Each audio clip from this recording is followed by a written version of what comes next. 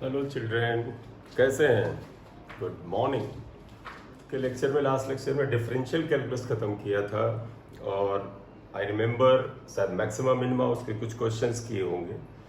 और अब आप उसमें और ज़्यादा क्वेश्चन प्रैक्टिस की बजाय आगे अपने आप क्वेश्चन आएंगे, स्पॉन्टेनियसली आएंगे बेटा इसके क्वेश्चंस। तो इसको लेकर के आप अभी कोई क्वेश्चंस मत ढूंढें, वो मैं खुद कराऊंगा, ठीक है। अब आखिरी इसमें बचता है मैथमेटिकल टूल्स में इंटीग्रल कैलकुलस।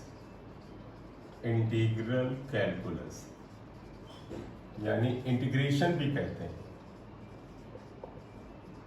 नाम से ही क्लियर है बेटा। इंटीग्रेशन मतलब है ज्वाइन करना, कंबाइन करना। डिफरेंशिएशन में स्प्लिट करते थे, डिफरेंशिएट करते थे, the rate of change of one quantity with respect to other निकालते थे, या स्लोप निकालते थे, ग्राफिकली बात करें तो। इंटीग्रेशन का सिग्निफिकेंस क्या है? मन में आएगा सर इंटीग्रेशन से हम क्या निकलते हैं, तो जरा देखिएगा। उस ग्राफ से स्टार्ट करेंगे जो हमें मदद करेगा। y ले लेते हैं x एक्सिस पर, x ले लेते हैं y को, y पे लिया है। एक पहला ग्राफ वो बनाते हैं बेटा जो हमारे काम आए। एक ग्राफ अगर स्ट्रेट लाइन है और पैरेलल टू x एक्सिस है, this is a graph AB, और आपसे बोला गया इस ग्राफ AB का area covered with x axis निकालिए। What we have to find out? Area covered by graph AB with x axis, ठीक है। x एक्सिस मतलब जो इस एक्सिस पे लिया गया है। इसके लिए आप यहां से आप एक परपेंडिकुलर ड्रॉप करिएगा, यहां से आप एक परपेंडिकुलर ड्रॉप करिएगा। ऑब्वियसली बात, x एक्सिस पे बेटा हमने x की वैल्यूज ली हैं, तो यहां पर देखो x की वैल्यू 0 है, यहां पर ये इतनी कुछ वैल्यू होगी x1, इस जगह पे ये इतनी कुछ वैल्यू होगी x2, ये आ गया। तो अगर मैं कहूँ ये अंतर कितने के बराबर आएगा, तो कहोगे सर x2 जो इतनी वैल्यू है इसमें से x1 माइनस कर दें, तो ये लिखेंगे x2 माइनस x1, हम इसे डेल्टा x लिखते हैं, ये हमारा सिंबल हो गया। a से b तक y कांस्टेंट है। आप देखो अगर यहाँ पर y की वैल्यू मान ले यहाँ 5 है, यहाँ 10 है, तो a से b तक y 10 ही बना रहेगा, लेकिन हम कांस्टेंट वैल्यू नहीं ले सकते, इसलिए y से लिख देते हैं। इसका मतलब क्या हुआ? यहां से यहां तक y की जो वैल्यू होगी 2, 4, 6, 8, 10, उसे आप लिखेंगे। अब अगर मैं कहूं AB ग्राफ ने x एक्सिस के साथ एरिया कवर्ड क्या निकाला है, तो देखिएगा area covered bye yx graph with x axis, हमें इससे एरिया कवर्ड निकालना है। तो अगर हम इसे निकालें तो देखो क्या आएगा बेटा। आप देखो AB से अगर इसका एरिया कवर्ड निकालना है तो आपने यहां से परपेंडिकुलर ड्रॉप किया, यहां से ड्रॉप किया, आपको ये एक रेक्टेंगल मिला, तो आएगा area of rectangle AB x2 x1। देखो AB x2 x1, ये जो एक रेक्टेंगल, इसे हिंदी में आयत कहते हैं, वो मिल गया। और तुम्हें पता है रेक्टेंगल का एरिया क्या होता है? लंबाई इंटू चौड़ाई, लेंथ इंटू ब्रेथ, ये आएगा। अब आप देखिएगा therefore area covered bye yx graph with x axis जो आया, एक्चुअली जो आया एरिया कवर्ड वो ये आया, जरा ध्यान दीजिएगा। लेंथ इंटू ब्रेथ, लेंथ क्या है? लेंथ ये है, देखो हमने लंबाई लिया है और ये चौड़ाई लिया है, तो ये आ जाएगा y डेल्टा x। तो ये आप लिख लोगे y डेल्टा x, एक वैल्यू आ गई, बस यहां पे छोड़ देंगे। मतलब मेरा क्या हुआ, जब ग्राफ बड़ा ही क्लियर कट स्ट्रेट लाइन होता है इस तरह से, हालांकि अन्य में भी पॉसिबल है, और हम अगर पहले पॉइंट से आखिरी पॉइंट से परपेंडिकुलर डालें, ये जो शेप आया है, ये जो आकार आया है, ये अगर कुछ नोन शेप हो, जैसे triangle, rectangle, square, anything else, जिसका एरिया आपका फार्मूला याद है, तो आप कहते सर एरिया ऑफ जैसे रेक्टेंगल आया है, अगर एरिया कुछ और आता वो हम ले लेते। तो अगर आप yx ग्राफ का फर्स्ट पॉइंट से x एक्सिस पे परपेंडिकुलर डालें, लास्ट पॉइंट से डालें, जो शेप आए उसका फॉर्मूला नोन है, लगाइए, आंसर निकालिए, एरिया कवर्ड आ जाएगा। यहां तक सब बढ़िया बढ़िया है। समस्या कहां आती है? समस्या वहां पर आती है जहां पर yx का जो ग्राफ है स्ट्रेट लाइन ना होके कर्व होने लगे। तो अब हम अगर इसमें ही एक इफ लगाएं, if yx graph is a curve, अगर कर्व, तो अगर yx ग्राफ कर्व है, तब अगर हमें एरिया निकालना हो तो ध्यान रखिएगा, वापस इस पर आते हैं, जरा ध्यान दीजिएगा। तो हमने पहले तो बताया कि एरिया कवर्ड अगर कोई नोन फिगर बनता है तो आप निकाल लीजिए, आप निकाल लेते हैं। If y x graph is a curve, अब आप देखो ये ऐसे आता है, ये y हो गया, ये x हो गया, और इसका ग्राफ कोई कर्व है, देखो ये ऐसे कुछ बदल रहा है। मैं तुमसे को भाई वाई एक्स में फिर ग्राफ आया है, जरा area covered with x axis निकालो। आपको सर एक वही तरीका है क्या, आप इनिशियल पॉइंट ए से परपेंडिकुलर ड्रॉप करिए, इस पॉइंट को लोकेट करिए, फाइनल पॉइंट से आप परपेंडिकुलर ड्रॉप करिए, ये drop perpendicular from the final point on the x axis, और इस पॉइंट को फाइंड आउट करिए कि ये क्या आया। ठीक है, अब बताओ बेटा क्या ए बी x2 x1 क्या आपको कोई नॉन एरिया लग रहा है? नहीं। आप बताओ इसका आकार, इसका शेप, किसी तरह से भी इस शेप का कोई आप ज्योमेट्रिकल फार्मूला आप बता सकते हैं जो मैथमेटिकल आता हो, कि सर ये आयत है, स्क्वायर है, रेक्टेंगल है, ट्रायंगल है, ट्रेपेजियम है, जिसे समांतर चतुर्भुज कहते हैं, आप कह सकते हैं, नहीं ट्रेपेजियम, जो भी कहते हो हिंदी में, आप उसको देख लीजिएगा, ये आपका आ जाएगा। ठीक है, तो अब आप देखिएगा अगर इसका शेप आपको नोन आता है तब तो आप निकाल लेते हैं, यहां तो अननोन है, तो क्या करें, यहां पर इंटीग्रेशन इंट्रोड्यूस होगा। कैसे, देखिएगा ऐसे केस में आप इस ग्राफ के ऊपर दो नियरेस्ट पॉइंट लीजिएगा, एक मान ले m ले लिया और एक n ले लिया। मैं फिर बताऊं, ये पॉइंट जितनी दूर हमने माने हैं इससे भी पास है, मतलब मान लीजिए m ये है तो n इसके जस्ट पड़ोस में है, बिल्कुल पड़ोस में होता है। जितना मैं ये बना रहा हूं इससे भी इवन ओवरलैप, ये m है, ये n लगभग ओवरलैप करेगा, तो ये दोनों बड़े नजदीक पॉइंट हैं। डायग्राम की क्लैरिटी के लिए हमने थोड़ा बनाया है, थोड़ा सा बड़ा बनाया है। यहां से परपेंडिकुलर ड्रॉप करिए, यहां से जब ड्रॉप करिए, और आप ये जो छोटी सी रेक्टेंगुलर स्ट्रिप आई इससे जरा सा ध्यान दीजिए। देखो बेटा, क्योंकि यहां से यहां तक चेंज बहुत कम है तो इस एक्सिस पे ये चेंज भी बहुत कम होगा, और मैंने प्रीवियस लेक्चर्स में बताया है जब कोई चेंज बड़ा होता है तो डेल्टा एक्स लिखते हैं, छोटा होता है तो डेल एक्स लिखते हैं, बहुत छोटा होता है तो डी एक्स लिखते हैं, तो ये चेंज डी एक्स से लिखेंगे। m और n बड़े नजदीक हैं, इसका मतलब जो m पर y की वैल्यू होगी वही y की वैल्यू n पर होगी, यानी आप इसे y से डिनोट कर दीजिए, ये आया। तो आप देखो बेटा, यहां से यहां तक जो आकार आया उसका एरिया आपको नहीं पता है, लेकिन इस छोटी से स्ट्रिप का एरिया पता है, और इसका एरिया क्या होगा, लंबाई इंटू चौड़ाई। तो if graph is a curve तो हम क्या लिखते हैं, take two near points m and n, आप m और n दो नियर पॉइंट लिखिए, and drop perpendicular on x axis. ठीक, अब ये जो छोटी सी रेक्टेंगुलर आ रही है, therefore area of small rectangular strip, जिसे हमने mn से लिखा है, इस एरिया को अगर हम dA से लिखें, क्योंकि एरिया जब छोटा होगा तो dA लिखा जाएगा, बड़ा होता तो हम A लिख रहे थे, इक्वल टू क्या आ जाएगा, इधर लिख लेते हैं, dA इक्वल टू आ जाएगा लंबाई इंटू चौड़ाई, तो dA इक्वल टू आएगा लंबाई बेटा ये y हुआ, y, और चौड़ाई जो हुआ dx हुआ, ये dx आया, y dx आया। तो ध्यान रखना, ये एरिया जो आता है y dx, अगर गौर से देखो तो ये एरिया बेटा सिर्फ यहां से m से n तक जाने में जो x एक्सिस के साथ एरिया आया वो आया है। हमें अगर यहां से यहां तक पूरा एरिया निकालना है, यहां से यहां तक पूरा एरिया निकालना है, तो इसका लॉजिक ये है कि यहां से यहां तक आप इसको छोटी छोटी ऐसी स्मॉल स्ट्रिप में डिवाइड कर डालिए, छोटी छोटी स्ट्रिप में डिवाइड कर डालिए, और सभी स्ट्रिप का एरिया, मतलब ये छोटी स्ट्रिप, ये अगली स्ट्रिप, ये अगली, नेक्स्ट नेक्स्ट नेक्स्ट, सबको जोड़ डालिए, तो जो एरिया आएगा इसका यहां पर आएगा, और उसको हम इंटीग्रेशन में ऐसे लिखते हैं, देखो लिखे, therefore area covered bye entire yx graph with x axis. अगर आप लिखें तो बेटा समझिएगा ये इंटीग्रेशन आ जाता है, ये होता है a, और ये जानते क्या कहते हैं, मैंने बताया ना, ये छोटी छोटी स्ट्रिप को जोड़ डालिए, जोड़ने को इसमें यहां पर बोल रहे इंटीग्रेशन, पहले जो समेशन होता था उसी को बोलते हैं इंटीग्रेशन।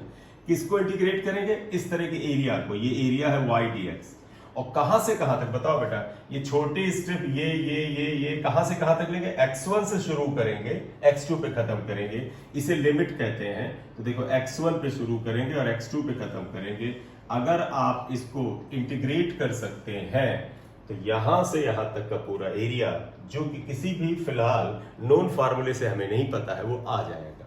तो इसका मतलब बोलो आप क्या निकला कि area covered by any graph with x axis is equal to integration। तो जैसे मैंने तुमसे कहा था डिफरेंशिएशन का सिग्निफिकेंस क्या है, महत्व क्या है, तो डिफरेंशिएशन का सिग्निफिकेंस था कि वो स्लोप को रिप्रेजेंट करता था, वो बताता था स्लोप क्या है ग्राफ का। वैसे ही अगर हम इंटीग्रेशन लें तो ये एरिया कवर्ड बताता है। तो ये यहां पर आप देखिए क्या आ गया। अब आप ये ध्यान रखिएगा, कहीं पर एरिया कवर्ड की बात हो तो आपको स्लोप निकालना चाहिए, सॉरी जहां पर एरिया कवर्ड की बात हो हमें इंटीग्रेशन निकालना चाहिए, और जहां पर स्लोप की बात हो वहां हमें डिफरेंशिएट करना चाहिए, ठीक है। Therefore integration area covered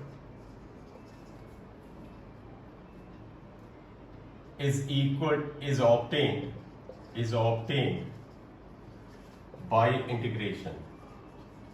integration से, ठीक है। दो तरह का इंटीग्रेशन होता है बेटा। अगर ये लिमिट लगा दी जाए, इसे बेटा शुरुआती लिमिट को कहते हैं आप लोअर लिमिट, इसे बोलते हैं अपर लिमिट। लिमिट लगा दी जाए तो आपने क्या किया, बाउंड्री फिक्स कर दी, भैया हम x1 से x2 तक ही जोड़ेंगे, x1 से x2 तक ही एरिया निकालेंगे, तो इसे डेफिनेट इंटीग्रल कहते हैं। और अगर हम लिमिट ना लगाएं तो इसे इनडेफिनेट इंटीग्रल कहते हैं। तो टाइप्स इसके दो होते हैं, पहला है इनडेफिनेट इंटीग्रल और दूसरा होता है डेफिनेट इंटीग्रल। जैसे अगर आपको लिखना है a इक्वल टू आप सिंपल y dx लिखिए, तो ये बेटा इनडेफिनिट हुआ क्योंकि लिमिट नहीं लगाया। डेफिनिट में अगर आप लिखेंगे तो एरिया इक्वल टू क्या हो जाएगा, a equal to integral y dx आ जाएगा। x1 से x2 लिमिट लगा दें तो ये डेफिनेट इंटीग्रल आ जाएगा। बस यही फर्क है, टाइप पर मत पढ़िए, सिंपल सा मतलब इंटीग्रेट करना है, लिमिट लगा दें तो निश्चित हो गया, निश्चित मतलब डेफिनेट। और ऐसे ही करते हैं जिसमें हमें रेंज ना पता हो तो ये आ जाता है। तो ये इंटीग्रेशन आया। ओवरऑल बेटा क्या निकला बात कि इंटीग्रेशन से हमें क्या पता चलता है, इंटीग्रेशन से हमें एरिया कवर्ड पता चलता है, डिफरेंशिएशन जो होता है उससे हमें स्लोप पता चलता है, ठीक। अब इंपॉर्टेंट फार्मूले आएंगे जो कि काफी हमारे लिए जरूरी है। इंपॉर्टेंट फार्मूला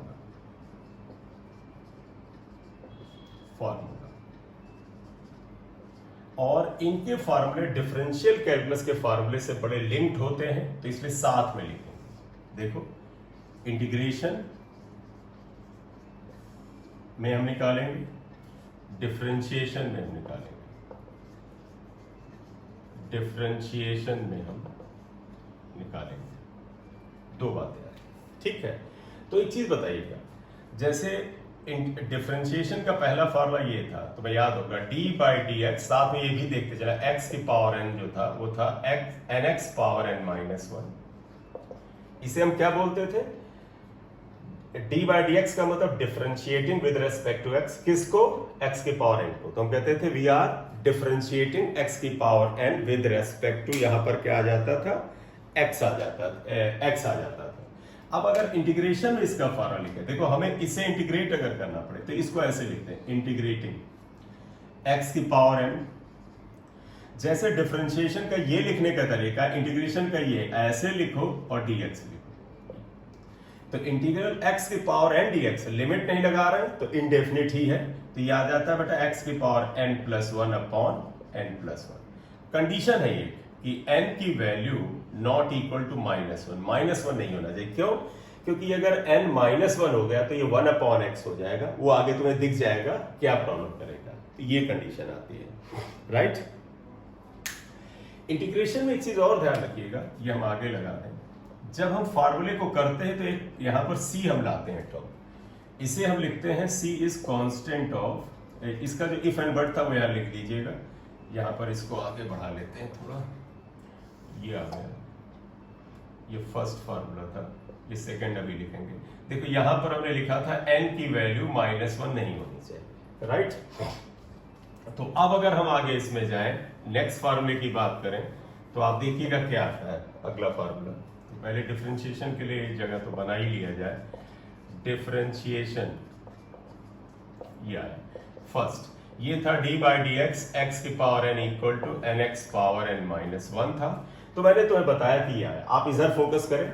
सी को कांस्टेंट ऑफ इंटीग्रेशन कहते हैं, कांस्टेंट ऑफ इंटीग्रेशन। इसकी कोई तुम्हें जरूरत नहीं है, क्यों? क्योंकि आप समझिएगा, अगर लिमिट नहीं लगाते हैं तो एक कांस्टेंट ऑफ इंटीग्रेशन आता है, और अगर लिमिट लग जाती तो इसकी जरूरत नहीं पड़ती है। बस आप इसलिए याद रखो, कहीं पर हो सकता है किसी क्वेश्चन के आंसर में सी लगा के दें तो आपको लगे ये क्या है, तो बस एक यहां पर फिलहाल जितनी हमें जरूरत है उसमें फॉर्मेलिटी की तरह रख देते हैं, पढ़ा जाएगा। अगला फार्मूला याद करो, हमने इसको अप्लाई किया था। हमने कहा था d by d x, x कितना है एक्स, और इसको हमने याद करो 1 आया था। ठीक, तो अब जरा ध्यान दीजिएगा, अगर हम D by d x x लिखे 1 आता है, तो अब अगला यहां पर देखिएगा 2 से यहां मिला रहा है, यहां पर इंटीग्रल 1 को इंटीग्रेट करिएगा। अब जरा यहां मिलान करना बेटा, इसे इंटीग्रेट करें। अगर मैं तुमसे कहूं 1 डी एक्स को अगर हम इंटीग्रेट करें, तो एक काम करो, ये फॉर्मूला लगा लेते हैं। देखो क्या है, तुम कहोगे सर 1 को हम x की पावर 0 लिख सकते हैं। बेटा किसी की भी पावर 0 हो 1 होता है। देखो x की पावर 0 क्या होगा, वापस 1 के बराबर हो जाएगा। और x की पावर 0 में ये फॉर्मूला लगा दो। देखो x की power n dx, n plus 1 upon n plus 1 है, तो x की पावर 0 dx क्या होगा, x की पावर n की जगह लिखो 0 लिख दो, 0 प्लस 1 अपॉन 0 प्लस 1, यानी x आ जाएगा। अब ये याद कर लो फार्मूले की तरह, जैसे d by d x x 1 होता है, वैसे इंटीग्रल 1 dx या सिर्फ इंटीग्रल dx जो होता है वो x होता है। 1 dx कहें या सिर्फ x कहें, ये क्या होता है, x होता है। तो इसे आप फार्मूले की तरह याद रखें। तीसरा याद रखो, यहां तुम्हें याद होगा d by d x constant जो होता है वो 0 होता है, 0 के बराबर आएगा। तो यहां पर ऐसा कोई यहां पर वो नहीं ला रहा है कि कांस्टेंट को बाहर निकालेंगे, वो नहीं ला रहा है। चलिएगा, तो इसे हम फिलहाल हटा रहे हैं। चलिए अब तीसरा आइएगा जो हमारे काम का हम बात करें। बताओ बेटा, d बाई डी एक्स ई की पावर x क्या था, e की पावर x था। एक चीज आपने यहां से देखा बेटा, d by d x x 1 है, तो 1 का इंटीग्रेशन देखो क्या है, x है। अगर इसे इंटीग्रेट करो तो ये वापस आता है, वही यहां है। इसे इंटीग्रेट करो, ये वापस आएगा। तो देखो तीसरा क्या हुआ, इंटीग्रल ये e की पावर x dx, जानते क्या है, e की पावर x। ये अगला फार्मूला हो गया, यहां तक नोट करिए। अब चौथा आएंगे, फोर्थ हम बात करेंगे इसमें।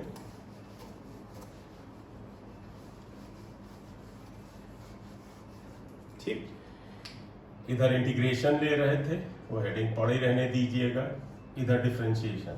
चलिए फोर्थ, इधर चौथा फार्मूला ले रहे हैं। याद है बेटा, देखो d by d x log x जो था वो क्या था, 1 अपॉन x था।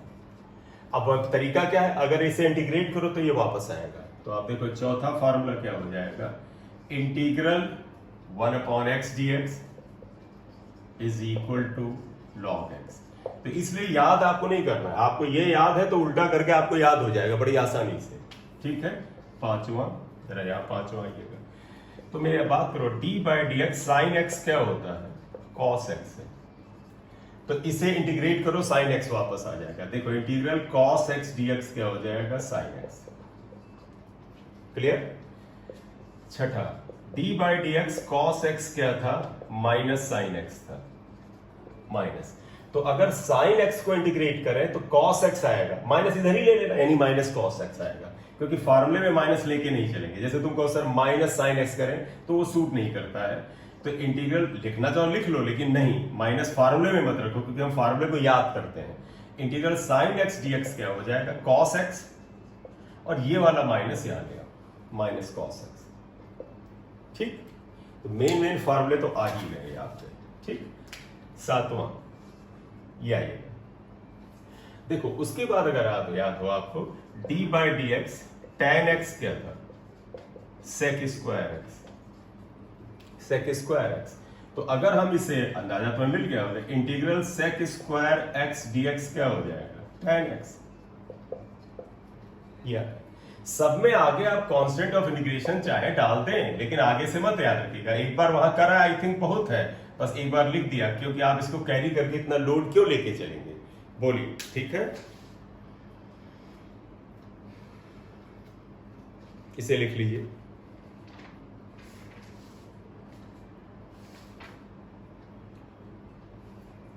अगला क्या था, एक और, बस बेटा हमारा यहां तक काम बनता है। अगर लिखना हो तो लिख लीजिए। देखो याद करो, d by d x sec x क्या था, सेक एक्स टैन एक्स ये था। तो इसको इंटीग्रेट अगर हम कर दें, 8 था ये, तो integral sec x tan x is equal to sec, d x आगे लिखना मैंडेटरी है, इक्वल टू सेक एक्स, ये आ जाता है। तो जितने मेन फार्मूले थे वो सारे के सारे आप उल्टा करके चलें और उन्हें याद कर लें, क्योंकि वो हमारे काम के हैं, उसके बगैर हमारा काम नहीं चलेगा, हमें उनको लेकर के ही चलना पड़ेगा, राइट। अब इसमें अगर आप जाएं तो अब इसका मेन हुआ कि कुछ सवाल करना पड़ेगा, और उसके बाद हम सवाल करने के बाद कुछ इसके, जैसे वहां चेन रूल था वैसे ही यहाँ एक बड़ा इंपॉर्टेंट रूल है जो इंटीग्रेशन में लगता है, उसे हम लोग डिस्कस करेंगे। खैर, जैसे मैं तुम्हें एक दो सवाल अगर इंटीग्रेशन का देता हूं कि आप कुछ चीजों को इंटीग्रेट करिए, तो उसे करते हैं, आइएगा। तो देखो क्वेश्चन पहला ले रहे हैं, integrate following with respect to x ले लेते हैं, integrate following with respect to x. कुछ इक्वेशंस ले लेते हैं, जैसे हम ले लेते हैं x की पावर 2, दूसरा x की पावर -12, तीसरा e की पावर x प्लस 1/x, चौथा sin x minus cos x वगैरह, ठीक है। सोल्यूशन में आते हैं, आइएगा। पहला देखो बेटा, इसे इंटीग्रेट करना तो आपको क्या ना, इंटीग्रल x स्क्वायर dx। अगर बोलते हैं इंटीग्रेट करो dx के रेस्पेक्ट, इसका तो आपको यहाँ dx रखना पड़ेगा, x स्क्वायर dx। कौन सा फार्मूला लगेगा, आपको अच्छे से याद हो गया होगा ये फार्मूला, इंटीग्रल x की पावर n dx जो है x की पावर n+1/n+1, ये होगा। आप इसे लगाओ, देखो ये n की जगह पे 2 है, तो यहाँ x की पावर 2+1/2+1 आ जाएगा। तो x की पावर 2+1/2+1 यानी x की पावर 3/3 आएगा। कांस्टेंट ऑफ इंटीग्रेशन लिखना चाहो लिख दो, आगे से बार बार रिपीट नहीं करेंगे, ठीक है।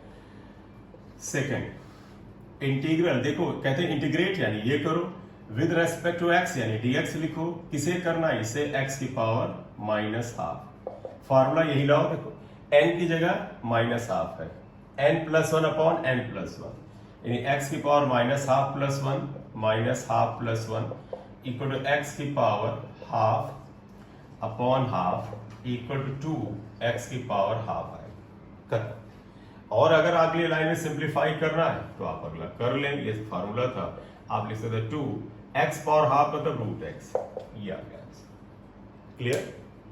नेक्स्ट थर्ड अगर आप देखिएगा यहां पर, ये देखो इंटीग्रल, अब इन्होंने क्या लिखा है, e की power x plus 1/x dx, ऐसे करिए। b के प्लस है माइनस हो तो इसके टुकड़े करो, आप लिखो इंटीग्रल e की power x dx plus integral 1/x integral e की power dx plus integral 1/x dx। और जरा बताओ फार्मूला बेटा, e की पावर x dx क्या है, अभी फार्मूला लिखा है, इंटीग्रल e की पावर x dx e की पावर x है, प्लस इंटीग्रल 1/x dx क्या है, log x है। बेसिक हो गया आंसर, या गया सीधे formula. Last sin x minus cos x, हम इसे करना चाहते हैं, तो आप अगर इसे इंटीग्रेट करें फोर्थ, तो फोर्थ आप पकड़ लीजिए, integral sin x minus cos x, किसके रेस्पेक्ट में करना, x यानी आगे dx लिखिएगा। क्या तरीका है, बीच में माइनस प्लस है तो हिस्से कर लो, sin x dx minus integral cos x dx, ये आया। बताओ बेटा, यहां पे फिर फार्मूला लिख देते हैं, इंटीग्रल sin x dx कितने के बराबर था, माइनस cos x। आप फार्मूला पलट के देख लीजिए, शुरुआत में फार्मूले पलट के देख सकते हैं, जितनी बार अप्लाई करोगे उतना प्रैक्टिस होगा, अपने आप याद हो जाएंगे, राइट। और दूसरा फॉर्मूला ये है cos x, integral cos x dx जो होता है वो sin x होता है, राइट? लगाओ, देखो sin x dx क्या हुआ, minus cos x, minus cos x dx क्या हुआ, sin x, तो यानी कि minus sin x plus cos x answer. ठीक, तो ये एक सिंपल सी बात बताई कि कैसे इसे इंप्लीमेंट करेंगे, कैसे हम इसे लगाएंगे, राइट? इतना करो जल्दी से।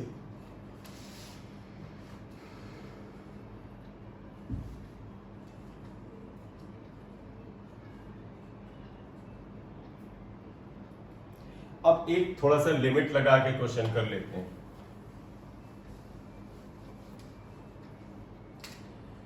नेक्स्ट क्वेश्चन, इंटीग्रेट फॉलोइंग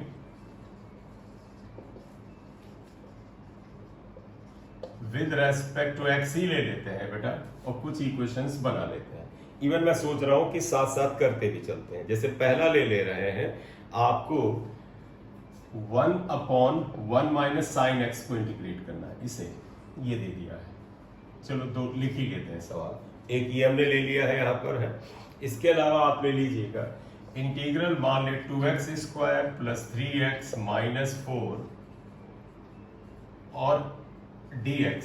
यहां पर ये लिखने की जरूरत नहीं थी क्योंकि हम लिमिट ही डाल देते 0 से 2, तो ये तो मैंने सीधे ही लगा दिया, तो कोई इसका कोई मतलब नहीं बना, सीधे ही लगा दिया। एक तीसरा और ले लीजिएगा क्वेश्चन, इंटीग्रेट आपको करना है। एक अच्छा सवाल दे देते हैं और यहां पर वो ले लेते हैं, लिमिट ही लगा लेते हैं। Integral sine x dx, limit ले लेते हैं 0 से π/2, ये ले लिया। एक चौथा सवाल और ले लेते हैं, एक चौथा लिमिट का ही सवाल ले लेते हैं। यहां पर वो आ जाएगा integral k q1 q2 upon r dr, और लिमिट ले लेते हैं, चलो हमने ले लिया r1 से r2, ये आ गया। इतने सवाल ले लिए हमने, ठीक। तो अब हम इसे अगर अप्लाई करते हैं तो जरा देखिएगा, पहले ही वाला था। सोल्यूशन पे आते हैं। पहला देखो, इसमें आप ऐसे लिखें इंटीग्रल 1/1 माइनस साइन एक्स। इसमें बेटा कोई फॉर्मूला नहीं लगता है, तो थोड़ा सा मैथमेटिकल कैलकुलेशन जाएंगे। यहां माइनस है तो इसमें प्लस करके ऊपर नीचे मल्टीप्लाई करते हैं, इसे लिखते हैं 1 प्लस साइन एक्स।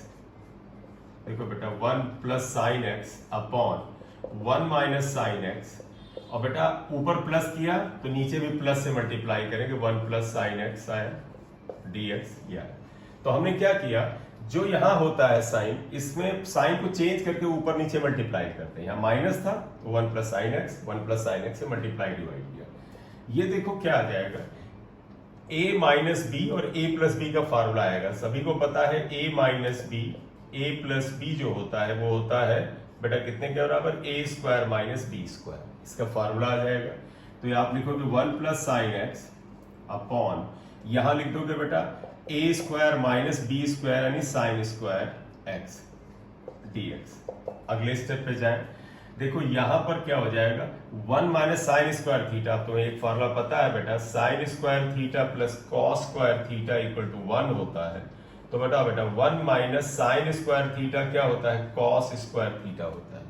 तो बेटा 1 minus sign square theta cos square theta, 1 plus sine x upon ये कॉस स्क्वायर एक्स आ जाएगा, इंटीग्रल dx। ये है, राइट। अब आप देखिएगा इसे हम क्या कर सकते हैं, इंटीग्रल 1 अपॉन, एक साथ कर लो, 1 upon cos square x plus sine x upon cos square x dx, ये कर लीजिएगा। इतना आ गया, ठीक। इतना अगर आप कर लिए हो तो इसमें हम और चीजों पर आगे बढ़े, तो आप देखिएगा क्या आएगा। ये फॉर्मूला आपको नोट हो गया होगा, ये स्टेप आपने लिख लिया। इस स्टेप को आगे बढ़ाएंगे तो आप जरा ध्यान दीजिएगा।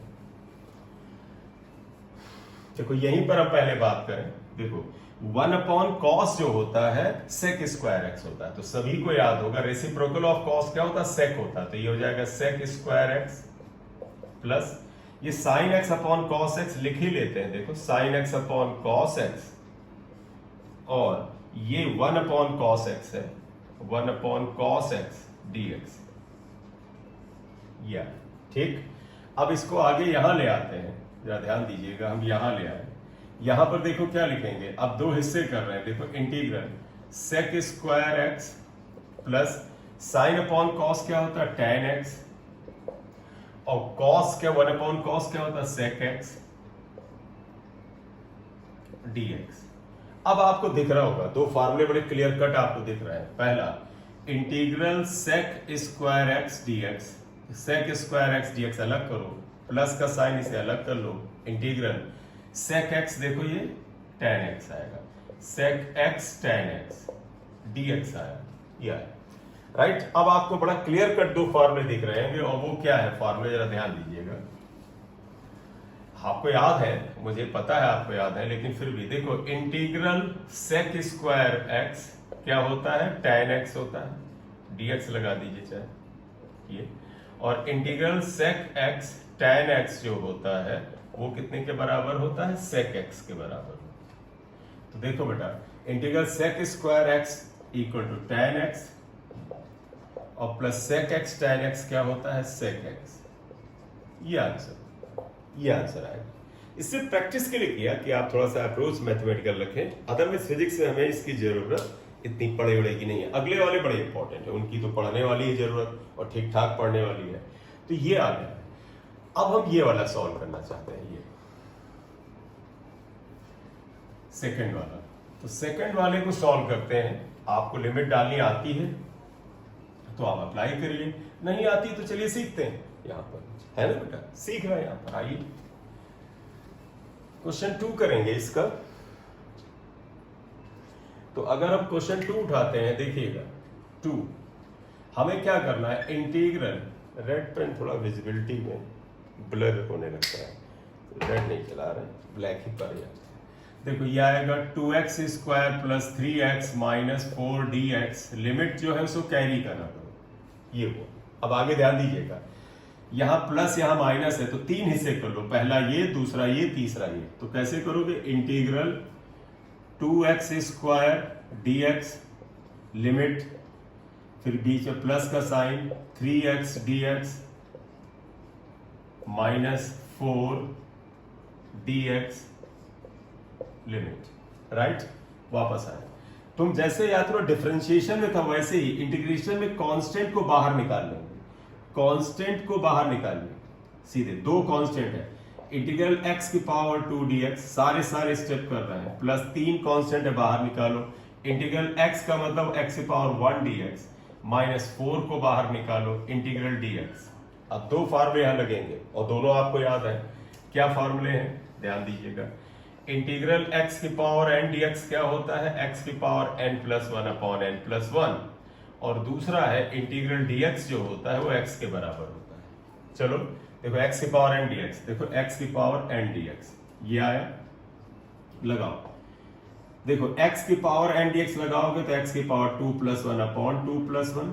जब बेटा लिमिट दी जाती है इंटीग्रेशन का फार्मूला लगाने के बाद ऐसे स्क्वायर ब्रैकेट लगा लेते हैं और ये लिमिट यहां हम कैरी करते हैं। यहां पर देखिएगा 3, यहां इंटीग्रल x की पावर 1 dx में लगाओ, देखो यहां 1 है तो यहां 1 प्लस 1 1 प्लस 1, यानी x की power 1 plus 1 upon 1 plus 1, square में ब्रैकेट में लिमिट लगाइए माइनस 4, इंटीग्रल dx क्या है, x है, लिमिट लगाइए 0 से 2। या अब लिमिट रखने का क्या तरीका है, आपको आता भी है, नहीं आता है तो चलिए हम लोग साथ साथ बात करते हैं। तीसरा सवाल था sin x dx 0 से पाई। चलो इसे सॉल्व करते हैं, ऊपर ले जा रहे हैं, बट आप देखिएगा इसको हम ऊपर ले जा रहे हैं, यहां पर ये सॉल्व करते हैं, ध्यान देना। देखो 2 और 2 प्लस 1 3, मैंने कहा कांस्टेंट बाहर निकाल लो, और यहां देखो x की पावर 3 0 से 2 प्लस 3 और ये 2 3/2, x की पावर 2 0 से 2 माइनस 4, देखो x की जगह पर अपर लिमिट यानी 2, लिमिट समझना बेटा, x की जगह पर ही 2 रख दो, फिर बीच में माइनस साइन लगाओ, x की जगह पर लोअर लिमिट रख दो यानी 0 रख दो, लिमिट ऐसे लगाते हैं। वापस आइएगा 2/3, देखो x की जगह अपर लिमिट रख दी यानी 2, तो देखो 2 क्यूब आ जाएगा, माइनस x की जगह लोअर लिमिट यानी 0 0 क्यूब आ जाएगा, प्लस 3/2, x की जगह अपर लिमिट रख दीजिएगा 2 स्क्वायर माइनस x की जगह लोअर लिमिट 0 स्क्वायर, और यहां तो आप निकाल ही चुके हैं 4 × 2, ये आ जाएगा। क्लियर। अब आप इसे सिंप्लीफाई कर लीजिए, आपका आंसर आ जाएगा। ठीक, तो आइए बेटा इसमें करते हैं। ये यहां पर क्या था इसका, ये तो देखो 2/3, 2 क्यूब क्या हो गया 8 माइनस 0 प्लस 3/2 4 माइनस 0 माइनस 8, तो ये आपका आ जाएगा 2 इंटू 8 3/2 इंटू 4 माइनस 8, तो क्या हो गया 16/3 12 कैंसिल कर दो, 6 सीधे लिख दो, 6 माइनस 8, तो ये 16/3 माइनस 2 आ जाएगा। आप एलसीएम ले लीजिएगा, 16 माइनस 6 इक्वल टू 10/3, ये आंसर आ गया। जब लिमिट होगी न्यूमेरिकल वैल्यू ही आ जाएगी आपकी बेटा, करेक्ट।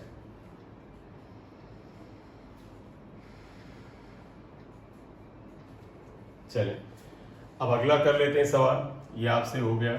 नेक्स्ट आइएगा, थर्ड था integral sine x D x, limit थी 0 से π/2, या इसे सॉल्व करें। तो वे सभी को पता है बेटा integral sine x D x क्या होता है, माइनस कॉस एक्स होता है।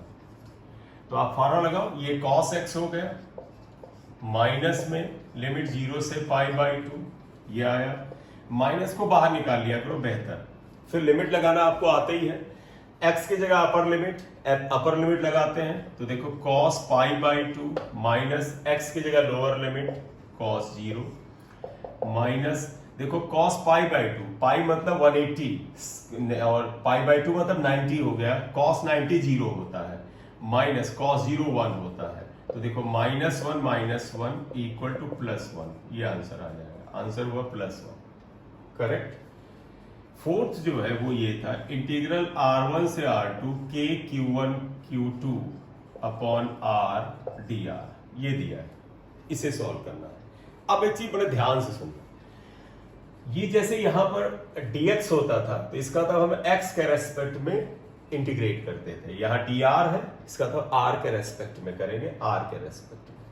अगर r के रेस्पेक्ट में करेंगे तो ध्यान रखना r के अलावा जो कुछ भी है उसे कांस्टेंट मान के बाहर ले आओगे, तो जिसके रेस्पेक्ट में बेटा इंटीग्रेट करना होता है उसके अलावा जो भी वैल्यू है अगर वो बाहर आ सके आप निकालोगे, तो k कांस्टेंट माना जाएगा, q1 q2 कांस्टेंट, सिर्फ क्योंकit यहाँ dr है तो r वाले टर्म रहेंगे, तो 1/r dr आ जाएगा, राइट। तो ये आपका आ गया कि 1/r dr आ गया। चलिए क्वेश्चन ये आ जाएगा। अब बताओ बेटा इंटीग्रल 1/x dx होता क्या है, अगर आपको याद हो log x होता है, तो अब यहां फॉर्मूला लगाइएगा, याद करिएगा इंटीग्रल 1/x dx क्या होता है, log x होता है, यह है। तो इसका मतलब है 1/r dr क्या हो जाएगा, log r आ जाएगा, R1 से R2। तो अगर आप यहां पर इसे सिंप्लीफाई करें तो क्या आता है, देखिएगा ये हो जाएगा k Q1 Q2, और जहां से देखिएगा यहां पर क्या आएगा 1/r dr, यहां से क्या हो जाएगा log r आ जाएगा, R1 से R2। लिमिट रखते हैं तो देखो k Q1 Q2 log r, limit कैसे रखते हैं सबको याद होगा, r की जगह अपर लिमिट यानी R2 लिख दीजिए, माइनस r की जगह लोअर लिमिट यानी R1 लिख दीजिए, तो ये हो जाएगा k Q1 Q2 log R2, ये आ गया अपॉन R1, ये तो पता है ये log का आपका फॉर्मूला है क्या, log a upon b equal to log a minus log b, ये होता है। तो जब भी माइनस हो तो उसे अपॉन में, यहां माइनस था तो अपॉन में कर दिया, तो ये आंसर आ गया, this is the answer, right. तो ये इंटीग्रेशन के कुछ क्वेश्चंस हो जाते हैं जो कि हम यहां पर लगाते हैं, राइट। अब आगे अगर हम इंटीग्रेशन में और जरा सा लेवल पे सवाल ले जाएं, जिसमें कि एक तरह से जैसे पिछले में चेन रूल था उससे मिलता हुआ मेथड आए, तो उस वाले मेथड को, उस वाले क्वेश्चंस को जो अगले लेवल पे क्वेश्चन को ले जाएगा वो हम अगले लेक्चर में करेंगे। अगला लेक्चर इंटीग्रेशन में वो चीजें बता के, ध्यान रखिएगा बेटा, वो हम लेक्चर छोटा बड़ा जो भी बने इंटीग्रेशन लगा के हम खत्म करेंगे। और उसके बाद उसके नेक्स्ट लेक्चर में मोशन इन स्ट्रेट लाइन का असली जो पार्ट है जिसमें डिस्टेंस, डिस्प्लेसमेंट, वेलोसिटी वगैरह है वो स्टार्ट हो जाएगा। Thank you. यस बेटा, अब इंटीग्रेशन में कुछ एक ये क्वेश्चन और लेते हैं, देखिएगा यहाँ ये क्वेश्चन में मैंने बताया ना, जैसे हम उसमें यहाँ पर लेते थे कोई, अगर आप पार्ट पे आ जाए कि डिफरेंशियल कैलकुलस में हम लोग चेन रूल लगाते थे, यानी जब कॉम्प्लेक्स डिफरेंशिएशन वही आ जाता है। जैसे इन्होंने पहला लिया है इंटीग्रेट cos 4x dx, तो आप सोल्यूशन में आइएगा, देखिएगा इंटीग्रेशन cos 4x dx आया। तो आप देखो बेटा, जैसे cos x आएगा आपके मन में कहोगे कि सर इंटीग्रल cos x का फार्मूला देखते हैं, ये sin x होता है। लेकिन समस्या है कि यहां सिर्फ x है, यहां 4x है, तो इसका तो 4x समस्या है। इस समस्या को आप अज्यूम करो जैसे हम डिफरेंशिएशन में करते थे, तो आप क्या करोगे, सर ये प्रॉब्लम कर रहा है, अगर इस सिर्फ x होता तो ये फार्मूला हम चिपका देते। तो आप यहां क्या मानोगे, लेट 4x इक्वल टू कुछ मान लो p। अब इसके बाद जानते क्या होता है, इस क्वांटिटी को x के रेस्पेक्ट डिफरेंशिएट करो। बताओ d by d x 4x होता तो क्या करते 4, बताओ d by d x x क्या होता है 1, ये आएगा। इसे x के रेस्पेक्ट डिफरेंशिएट करो तो dp अपॉन dx आ जाएगा। अब इस dx को इधर ले आओ तो देखो 4dx is equal to dp आया। लेकिन यहां पर अगर आप देखें सिर्फ dx हमें रखना है, तो आप अगले में dx कर लो, that is equal to dp upon 4 आया। तो आप देखिएगा एक बार में नहीं बेटा, दो एक क्वेश्चन करेंगे, आदत में अपने आप आ जाएगा। तो इसे क्या लिखोगे, देखो बेटा, इसे अब आप लिखो इंटीग्रल cos 4x को क्या लिख दो p, dx को क्या लिख दो, देखो dx को लिख दो dp upon 4, dp upon 4, 1 upon 4 constant है, बाहर निकाल लो, इंटीग्रल cos p dp ये आ गया, dp ये आ गया, राइट। अब आप बताओ बेटा cos x dx क्या होता है, sin x होता है, तो 1 upon 4 integral cos p dp क्या हो जाएगा, sin p आ जाएगा, तो ये हो जाएगा sin p ये, और फिर फाइनली 1 अपॉन 4 p की वैल्यू रख दीजिएगा, और sin p की वैल्यू क्या माना था 4x, तो ये हो जाएगा sin 4x ये आ गया, राइट। तो ये 1 अपॉन 4 sin x आ गया, यहां पर ये वैल्यू आ गई, ठीक। याद रखने बेटा, इसके शॉर्ट मेथड ये होता है, बताओ बेटा, इंटीग्रल cos x dx होता तो आप क्या लिखते हैं sin x, तो आप यही कर दो कि सर हम इसको sin x लिख दें, यहां sin x लिख दो, x की जगह ये पूरा उतार लो, तो तुम कहोगे सर cos x होता तो हम इसे sin लिखते, sin 4x ले आओ, और फिर ध्यान रखना ये जो कांस्टेंट 4 है इससे डिवाइड कर दो। अगर आप याद करो डिफरेंशिएशन में मल्टीप्लाई होता तो कांस्टेंट वाला x जाएगा, यहां पर है ये, तो ये थोड़ा सा आप दिमाग में रख सकते हैं कि कैसे हम शॉर्ट मेथड करते हैं। अगला करते हैं, थोड़ा सा आपको और अच्छी प्रैक्टिस होगा, जैसे ये देखो बेटा, सेकंड अगर आप आते हैं, सेकंड का अगर हम सॉल्यूशन लेते हैं तो क्या आता है, integral cos omega t dt। फिर आ जाओ, तुम कहोगे कि sir integral cos x dx का फार्मूला आ जाएगा, और इंटीग्रल cos x dx क्या होता है, sin x होता है, प्लस में आ गया। समस्या यहां x है, लेकिन यहां देखो ओमेगा टी है, रिलेट करिएगा, यहां पर dx था यानी x का रेस्पेक्ट डिफरेंस इंटीग्रेट करना था, यहां dt है, बस फर्क ये पड़ा बेटा कि अब आपको t के रेस्पेक्ट में इंटीग्रेट करना है। तो देखो dx की जगह dt, और यहां x की जगह पर t होता तो बात बन जाती, ओमेगा टी है, समस्या है। आप इसे मानो, let omega t equal to p मान लीजिए। फिर याद करो, हमने कहा इसको डिफरेंशिएट करो किसके रेस्पेक्ट में, टी के रेस्पेक्ट में, तो ओमेगा बाहर निकालो, कांस्टेंट है, डी बाई डी टी क्या होता है 1 होता है। फिर आ जाओ p को लिखो dp बाई dt ये आता है। तो अब आपको लिखना चाहे तो कह सकते हैं differentiating with respect to t, दोनों तरफ किया तो ये आया। अब देखो dt इधर ले आओ तो देखो dt equal to dp by omega आया। फायदा देखो इसका क्या हुआ, देखो dt की जगह पर dp बाई ओमेगा लिख देंगे और ओमेगा t की जगह p लिख देंगे, तो देखिए ये आ जाएगा इंटीग्रल cos ओमेगा t को लिख दो p, dt को लिख दो dp upon omega, one upon omega बाहर निकाल लो, integral cos p d p आ गया, कॉस एक्स डी एक्स क्या होता है, साइन एक्स होता है, तो one upon omega sine p आ जाएगा, फिर वन अपॉन ओमेगा पी की जगह पर ये वैल्यू उठा के वापस रख दो, तो साइन ओमेगा टी आया। फिर वही आप जो शॉर्ट तरीका आप तुम्हें बताया था, बताओ, इंटीग्रल cos x dx होता तो sin x लिखते, तो तुम यही कहो sir cos omega T dt है तो इसे लिख देंगे sin ओमेगा टी, देखो sin ओमेगा टी, तो आपको sir cos x dx sin x होता है तो cos omega T dt sin omega T आएगा, फिर ये जो कांस्टेंट है ओमेगा इसे डिवाइड कर दो, ये आ जाएगा, ये शॉर्ट तरीका है, आदत में आ जाएगा धीरे धीरे। तो ये हो गया सेकंड। अब आ जाइए थर्ड को करते हैं, थर्ड को आप करते हैं। थर्ड में अगर आप देखिए क्या लिया है इन्होंने, integral sine omega t plus theta, बड़ा इंपॉर्टेंट है, पूरा का पूरा आपका वेव इससे ही भरा पड़ा हुआ है। आप यहां क्या मानेंगे, देखो पहले तो फार्मूला लिखो, integral sine x D x क्या होता है, minus cos x.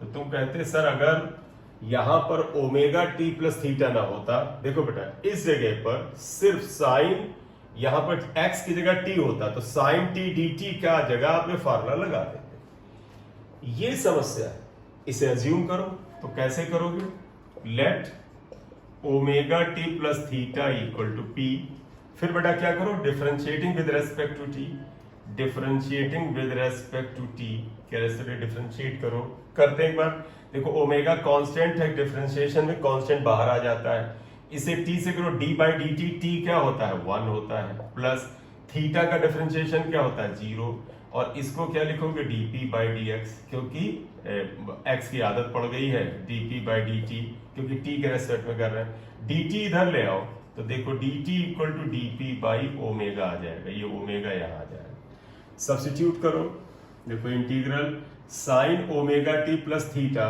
Omega t plus theta, देखो sine omega t plus theta को p लिख दो, p dt को लिख दो dp बाई ओमेगा,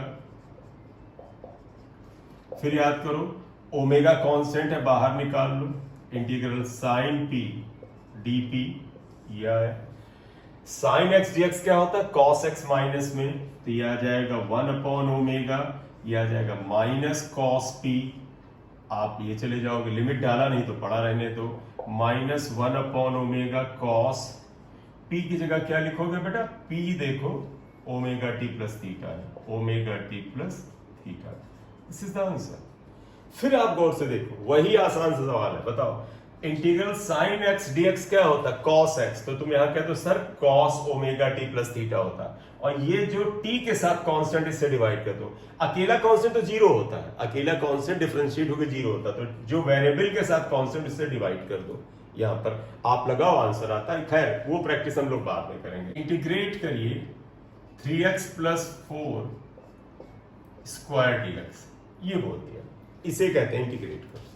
अगर हमें इसे इंटीग्रेट करना है, ये करते हैं, तो सोल्यूशन में आ जाइए, आ जाओ, देखो बेटा ये पूरा टर्म अगर आप ध्यान दो, तुम कहोगे सर फार्मूला ऐसा लग रहा है इंटीग्रल की x की power n dx equal to x की power n plus 1 upon n plus 1 लगा सकते थे, लेकिन यहाँ x अकेला है, यहाँ x अकेला नहीं है, तो ये समस्या है, इसे कुछ अज्यूम करो, तो आप देखो क्या मानोगे, late 3x plus 4 equal to क्या मान लोगे p, फिर इसे x के रेस्पेक्ट में डिफरेंशिएट करो, क्यों x के रेस्पेक्ट में, अगर ये dx है तो x में जाएगा, differentiating with respect to x, देखो ये 3 कांस्टेंट बाहर निकालो, d by d x x क्या होता है 1 होता है, कांस्टेंट का डिफरेंशिएशन 0 होता है, इसको करोगे तो dp बाई डी एक्स आ जाएगा, dx इधर ले आओ तो देखो dx is equal to dp upon 3 आ जाता है, ये राइट। तो अगर ये आ गया, अब आप रखो इसे, देखो इंटीग्रल, देखो 3x प्लस 4 को आप क्या लिख दो, p की पावर 2, या dx की जगह लिख दो dp अपॉन 3, 1 अपॉन 3 कांस्टेंट बाहर निकाल, इंटीग्रल p स्क्वायर dp, देखो ये वाला फॉर्मूला लग जाएगा, x की जगह पे p है, dx की जगह dp है, यानी p की power n plus 1 upon n plus 1 लगा दो, तो लिखो कि पावर 2 प्लस 1 अपॉन 2 प्लस 1 लगा दो, p पावर 3 अपॉन 3 1/3 p की वैल्यू लिख दो 3x + 4 की power 3। This is the answer. ये आंसर आ गया। Clear?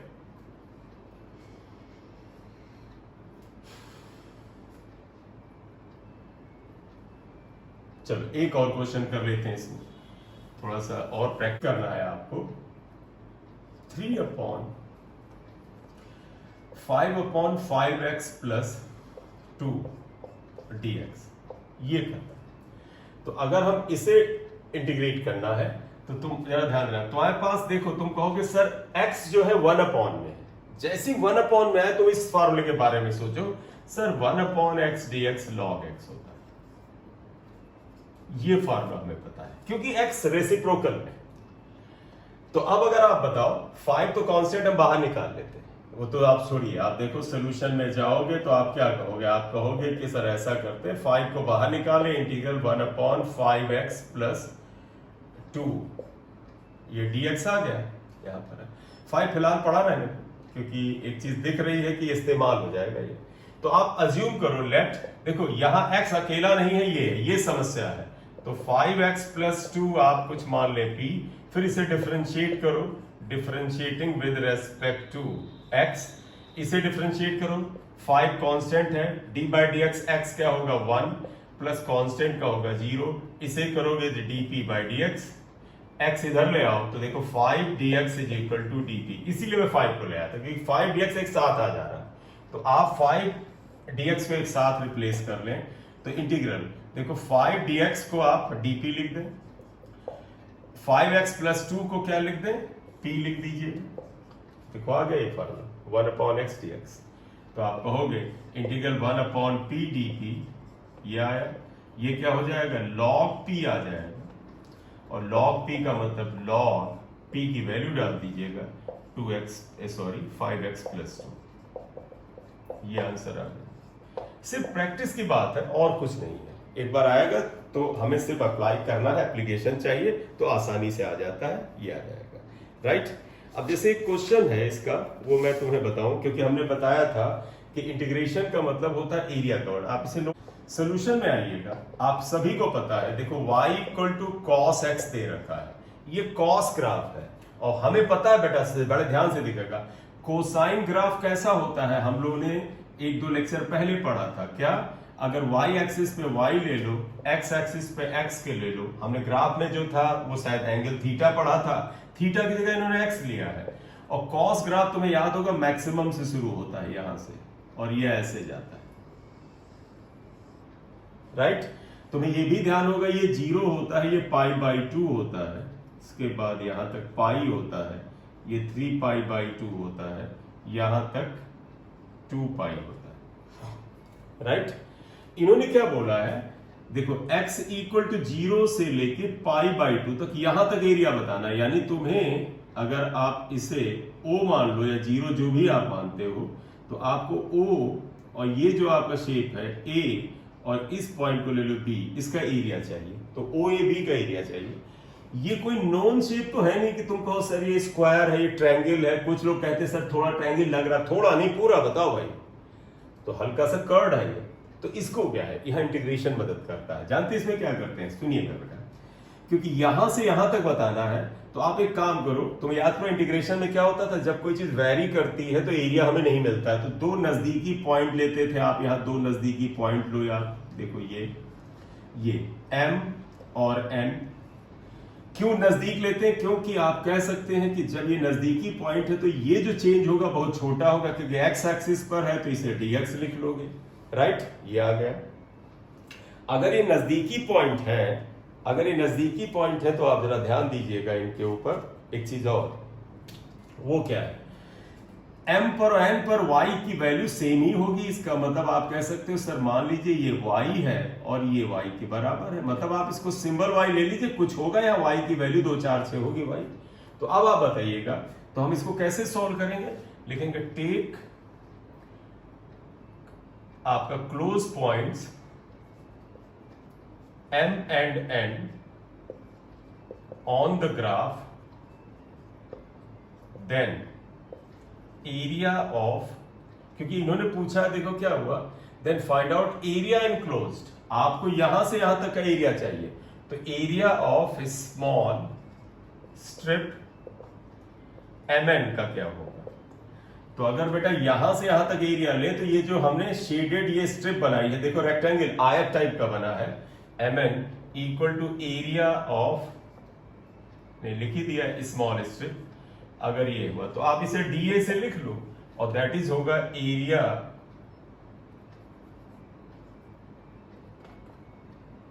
Area of small rectangle. जो छोटा सा आयत बना है, ये देखो इसकी ये लंबाई है, ये चौड़ाई है, और ये क्या आ जाएगा? ये आ जाएगा लेंथ इंटू ब्रेथ। लेंथ क्या है बेटा? ये यहां से यहां तक y।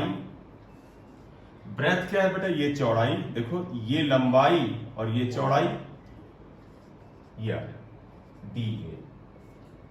ये एरिया है, लेकिन ये एरिया जानते बेटा किसका आ रहा है? ये एरिया जो आपको मिल रहा है, ये इस छोटे से हिस्से का, यहां से यहां तक का है। हमें चाहिए पूरा यहां से यहां तक, मतलब जो ये शेप बन रहा है। तो अब आप इसे क्या करोगे? इसके लिए आप क्या करोगे? इंटीग्रेट करोगे। तुम्हें याद है कि हम जब डिफरेंट इंटीग्रेशन पे बताए थे, तो हमने बताया था वहां पर है देयरफॉर एरिया या total area from x equal to 0 to π/2। अगर आप इसे a से लिखें, that is obtain by integrating. इसे इंटीग्रेट करेंगे y dx को। लिमिट क्या होगी बेटा? देखो 0 से शुरू होगी, π/2 तक जाएगी। क्वेश्चन में दिया है कहां से कहां करना है। 0 से शुरू होगी, π/2 तक जाएगी। सॉल्व करो इंटीग्रल। y की वैल्यू क्या थी? cos x dx, 0 से π/2। अब बताओ बेटा, इंटीग्रल cos x dx क्या होता है? sin x। तो ये हो जाएगा sin x। जब लिमिट होती है तो तुम्हें पता है स्क्वायर ब्रैकेट लगा के लिमिट लगा देते हैं। ये आया। अब जरा इसे सॉल्व कर डालो।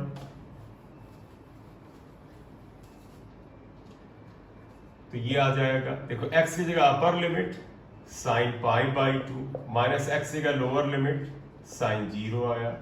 sin π/2 यानी sin 90 1 होता है, sin 0 0 होता है, आंसर 1 आया। तो देयरफॉर एरिया कितना आ गया?